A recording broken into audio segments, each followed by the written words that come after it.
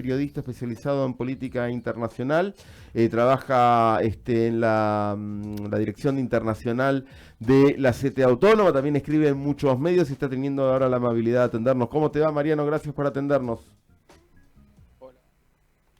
Hola, Mariano, ¿nos escuchás?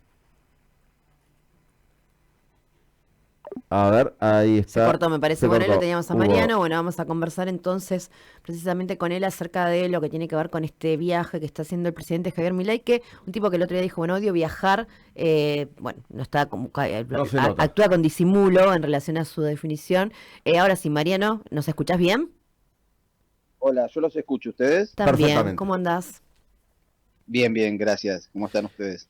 Queríamos saber, empezar por ahí por el final. Estábamos antes de, digamos, de llamarte, estábamos escuchando un poco la locución del presidente allá en Europa, planteando que de alguna manera el triunfo de las derechas tiene que ver con sus visitas previas a Europa, pero también hablábamos que él está en este momento allá recibiendo una serie de distinciones de distintas fundaciones, distintos grupos. ¿Qué son exactamente estos grupos?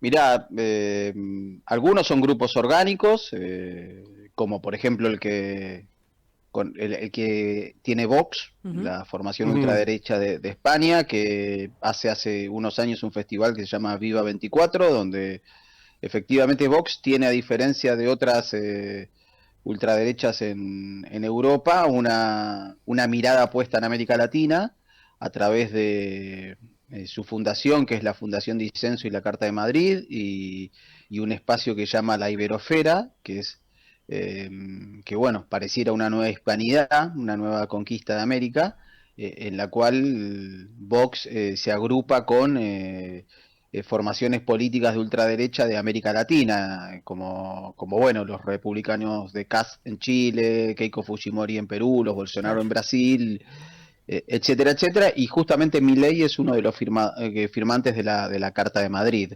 Después en el seno de la ultraderecha europea tenés una división entre globalistas y atlantistas, y entre ellos se ha generado cierta rispidez por su mirada de la guerra entre Ucrania y Rusia. A grandes rasgos, esa es la división que hay en la ultraderecha, que obviamente Milei no la entiende, digamos, es demasiado compleja para Ujú. su cabecita. Y a ver, en esto que obviamente decíamos antes de hablar con vos, que le envidiamos un poco la autoestima que tiene, ¿no? Lo decía, bueno, yo fui a Europa y Mm. en Europa esto uno entiende que no es así, sino que las elecciones del otro día son, no sé si la culminación o un avance en algún proceso que tendría algunos años, ¿no? O algunos periodos. ¿Cómo se fue armando este escenario? Bueno, el escenario de la ultraderecha se viene macerando hace mucho tiempo, hace mucho rato, con una cuestión que es muy primaria en los seres humanos, que es el miedo al otro, el miedo al diferente, esta cuestión de la llegada de la inmigración de África, pero también en el último tiempo una llegada desde lugares que Estados Unidos y en muchos casos la propia Europa ha generado guerras internas o revueltas artificiales u otras cosas, como ha sucedido con Siria, con Afganistán, con Irak, es decir, toda una migración muy fuerte, producto ya desde aquella primera guerra del Golfo de George W. Bush en adelante, ¿no? Luego con la del 2003 y ese polvorín que se ha generado en Medio Oriente ha provocado una ola migratoria y que de todas maneras no ha llegado masivamente a Europa, realmente no, el número es bajísimo. Si uno observa, por ejemplo, la cantidad de migrantes sirios, que es la mayor migración forzada que hubo en los últimos años, la mayoría están en países limítrofes, hay muchos en Turquía, en Líbano, en las zonas, en Turquía también, en las zonas aledañas, en Irak incluso hay un montón de migrantes, el campo de refugiados sirios, pero esa cuestión ha crecido. Si uno mira los números, observa que no, digamos, lo que dice Milei tampoco en un análisis fino es cierto, no es que la ultraderecha terminó arrasando como se esperaba, pero lo que sí se teme es que el bloque mayoritario o la primera minoría que hoy tienen el Parlamento Europeo, que está compuesto por 720 eurodiputados de los 27 países de la Unión Europea, cada vez las líneas, lo que se llaman las líneas rojas, están más difusas. Es decir, cada vez hay más sectores de los partidos conservadores tradicionales que están dispuestos a pactar con la ultraderecha. Y cada vez también se nota una mayor presencia de la ultraderecha, sobre todo aportando y que tienen una mirada muy diferente a los países centrales de Europa, a los partidos que provienen o que engrosan las filas de diferentes espacios y tendencias en el Parlamento Europeo desde la Europa del Este. De los 27 países de la Unión Europea, 11 son de Europa del Este, Ujú. y son los que más aportan, por ejemplo, a las bancadas de derecha y ultraderecha. Es decir, si uno mira el mapa de votaciones, ve que solo en 12 de 27 países se superó el 50% de los votos, y en general donde se supera es donde terminan votando más la derecha y la ultraderecha. Es decir, que también nos indica que el votante de derecha y ultraderecha va a votar mucho más que el votante que se considera de izquierdas o progresistas. Ujú.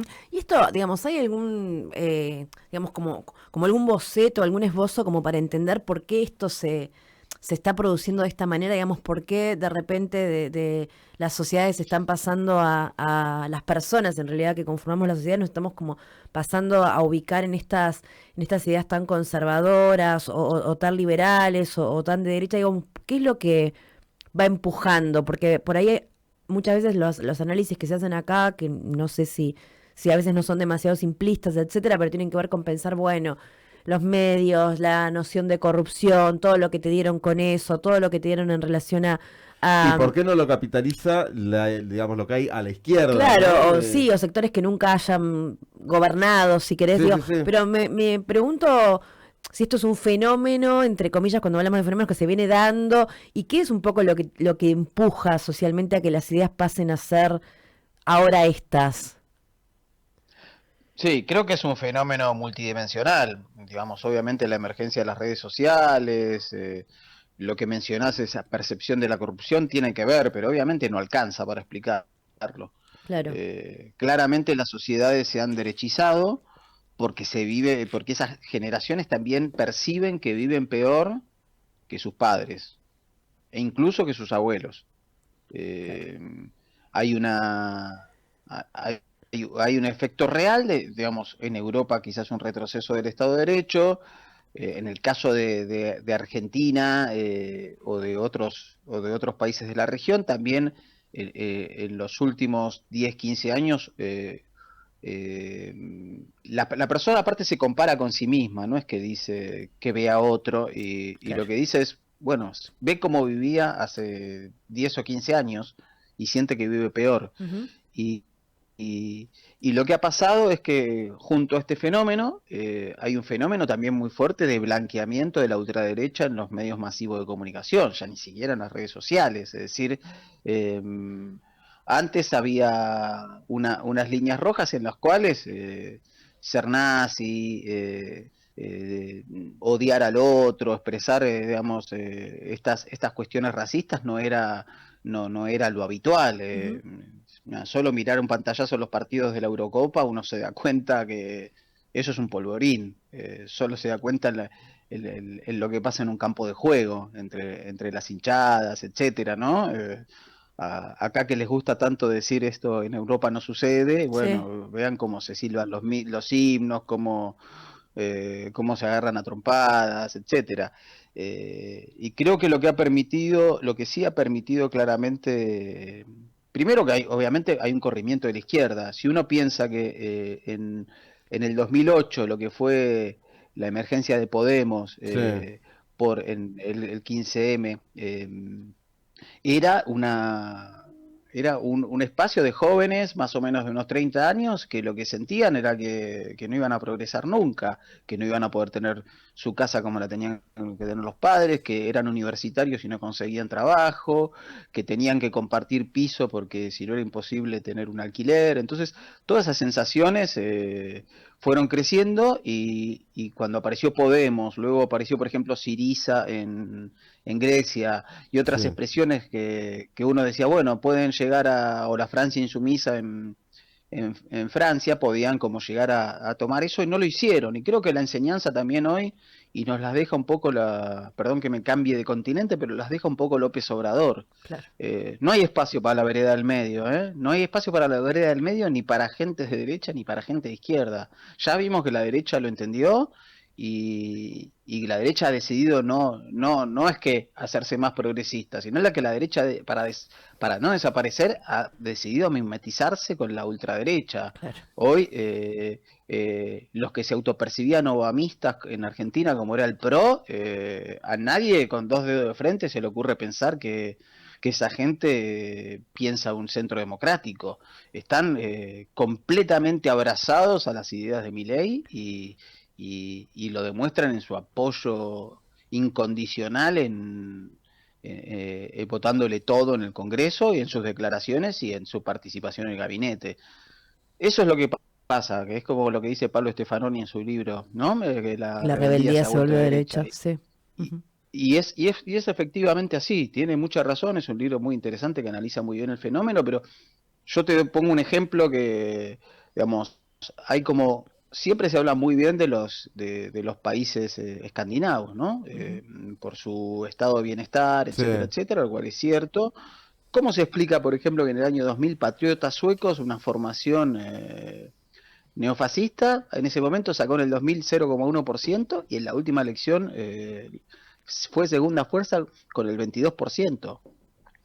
Ya tenemos, y lo otro que sucedió en las elecciones europeas es que Alemania y Francia, que son las dos locomotoras tanto políticos como de sentido de la Unión Europea, tuvieron un avance de la ultraderecha total. La Alternativa por Alemania salió segunda en las elecciones. Sí, que Estamos hablando Alemania de una formación encima...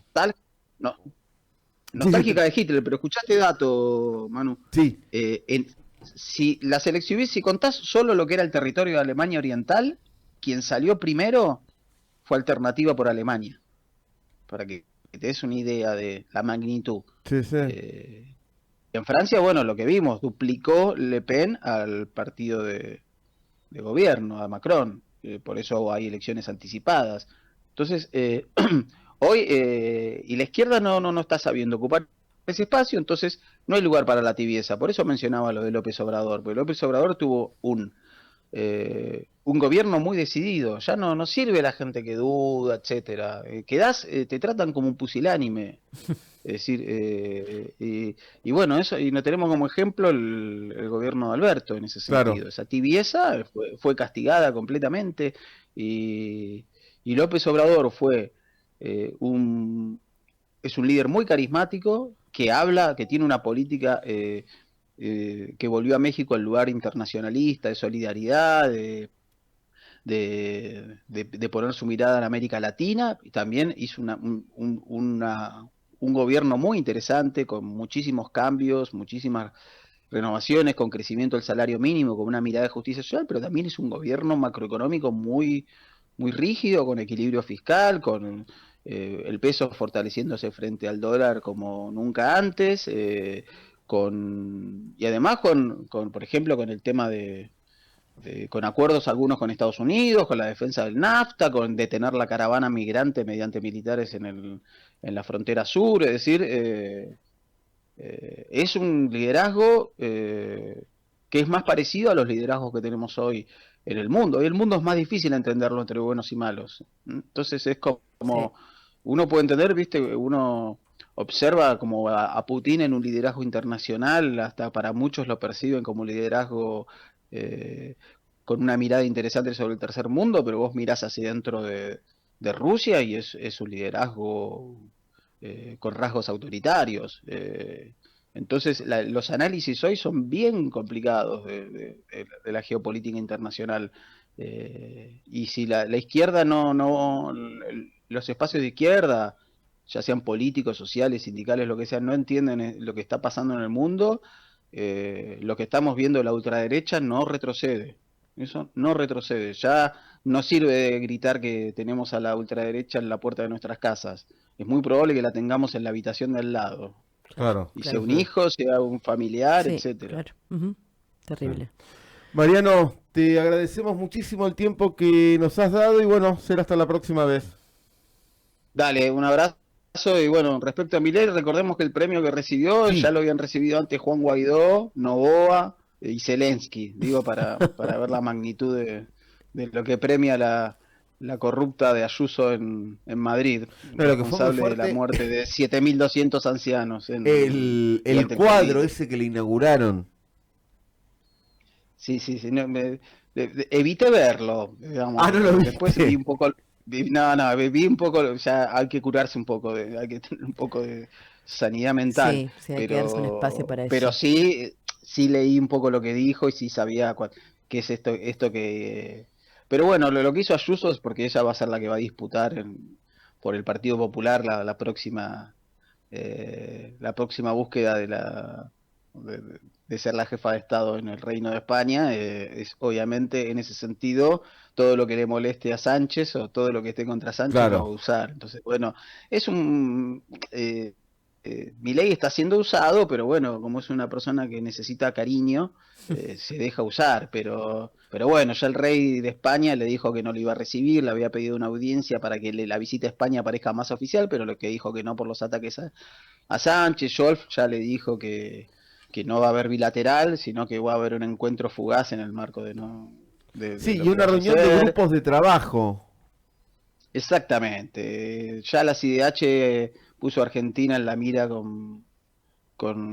sobre los derechos humanos Sí. con otros países periféricos. Bueno, en la OEA hay bronca con Argentina porque la embajadora, que recordemos que es familiar, creo que nieta de Cavallo, o hija, ahora no recuerdo, se negó a poner en el informe sobre Haití el tema de los abusos sexuales que hubo durante la MINUSTAH y recibió el enojo de Estados Unidos y México. Bueno, son todos éxitos. Realmente es un fenómeno barrial, porque bueno, no sale del barrio, no entiende el mundo, claramente. Y así, por más que viajar no quiere decir que ser Sí, respetado, Ujú, ¿no? ujú. Sí, o bueno, lo veía también ahí como saludaba a las personas que lo estaban aguardando afuera, además de que también tuvo algunas protestas, etcétera, pero en un estado, un éxtasis, como una cosa de rock, de estar, que siente, que Es bueno, que que yo está, creo que el debe gran estar problema de ese tremendo. tipo, digamos, uno como rockero dijo, si a mí me das la máquina del tiempo a 15 años atrás, 20, que tenía una banda, me iría a ser fan de esa banda, decir, dale, flaco, yo soy tu fan, todo, pero quédate ahí, ese es tu lugar, Claro. y que no tenga que hacer lo que está haciendo ahora por ese reconocimiento, ¿no? Que siempre quiso. Sí, pero claro, es que el fenómeno que yo creo que hay que dejar una lección de esto, decirle a los padres que traten bien a sus Sí, hijos, además. Sí, y que no hagan bullying, porque capaz que, viste, termina pasando, mirá lo que hubieses solucionado, una caricia a tiempo, viste, y un incorporar al grupo en vez de aislarlo en la primaria, en la secundaria, nos hubiese ahorrado esta pesadilla en la que estamos, de tener un presidente que está completamente desequilibrado, ¿no? Y que vive en las redes sociales y muy poco en el mundo real, ¿no? Si exactamente. no, vería la catástrofe que está ocurriendo en Argentina. Ujú. Bien. Mariano, ahora sí te despedimos y bueno, hasta la próxima. Dale, un abrazo grande. Adiós. Mariano Vázquez, entonces periodista especializado en política internacional, pasaba por el aire de Resábado.